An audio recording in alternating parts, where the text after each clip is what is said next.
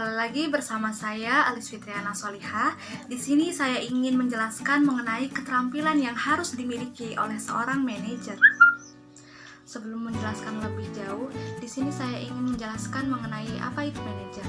Pada dasarnya, seorang manajer adalah orang yang memiliki kemampuan, keahlian, pengalaman yang cukup, serta pengetahuan untuk mengatur dan memimpin suatu pekerjaan. Nantinya seorang manajer pula lah yang perlu mempertanggungjawabkan suatu pekerjaan. Oleh karena itu, seorang manajer harus memiliki keahlian untuk mengarahkan orang lain.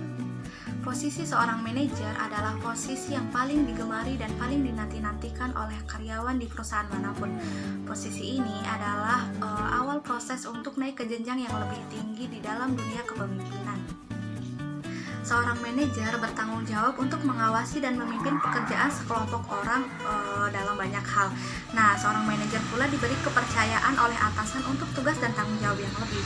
Nah, jadi apa saja sih keterampilan yang harus dimiliki oleh seorang manajer? Nah, keterampilan yang pertama adalah keterampilan berdelegasi.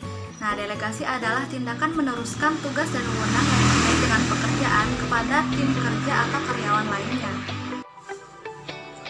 Dalam proses ini melibatkan tugas-tugas seorang manajer atau karyawan untuk ditugaskan kembali atau dialokasikan kembali ke karyawan yang lainnya. Nah, adapun keterampilan yang kedua yakni keterampilan teknik.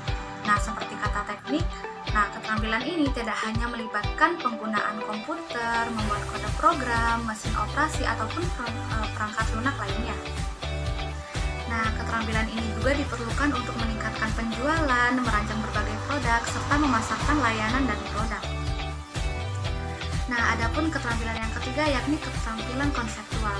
Nah, keterampilan manajer yang satu ini melibatkan pengetahuan dan kemampuan untuk berpikir dan merumuskan ide-ide.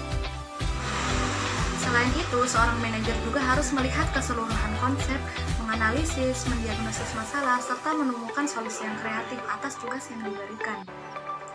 Keterampilan yang keempat yakni keterampilan kepemimpinan. Nah, bahkan untuk mengatur orang lain pun dibutuhkan keterampilan. Nah, keterampilan kepemimpinan yang harus diterapkan adalah bagaimana sebuah tim kerja atau karyawan lainnya itu mempercayakan semua pekerjaan itu kepada seorang manajer. Nah, kemudian keterampilan yang keenam yakni keterampilan memotivasi. Nah, agar semua member atau karyawan bekerja dengan baik dan maksimal, berikan motivasi yang kuat untuk mereka. Nah, memberikan semangat selalu agar mereka cepat menyelesaikan tugas dengan baik dan juga memberikan hadiah bagi yang berprestasi. Mungkin adalah sedikit contoh dari keterampilan memotivasi. Nah, tak lepas juga dari tanggung jawab kita untuk memberi contoh yang baik bagi tim member atau karyawan kita. Kemudian yang ketujuh yakni keterampilan membuat keputusan. Nah, manajer membuat banyak keputusan baik secara langsung maupun tidak langsung. Nah, membuat keputusan adalah komponen kunci dalam kesuksesan seorang manajer. Nah, alhasil keputusan yang buruk akan membuat citra perusahaan menjadi buruk. Sebaliknya, keputusan yang bagus akan membuat sukses tim kerja dan juga keberhasilan itu akan membuat dampak yang baik untuk perusahaan. Kemudian keterampilan yang kedelapan adalah keterampilan perencanaan. Nah, membuat rencana akan sesuatu adalah salah satu keterampilan manajer yang sangat penting. Nah, perencanaan akan mengarahkan segala sesuatunya agar target kerja menjadi on schedule dan selesai pada tepat waktunya. Nah, proses perencanaan itu termasuk mengidentifikasi dan menetapkan tujuan yang dicapai. Nah, mengembangkan strategi yang diperlukan dan menguraikan tugas dan jadwal tentang cara mencapai tujuan yang ditetapkan. Nah, lalu perencanaan tersebut harus disetujui bersama agar semua dapat melakukan tugasnya masing-masing dengan baik dan agar tidak ada miscommunication. Nah, di dalam aturan manajemen yang sukses, semua keterampilan manajer yang tadi disebutkan itu sangat penting untuk menjalankan perusahaan dengan baik dan mencapai tujuan bisnis yang diinginkan. Tetapi karena sesuatu dan lain hal adanya perubahan strategi atau perencanaan terjadi secara mendadak. Nah, disinilah tantangan seorang manajer itu akan dinilai.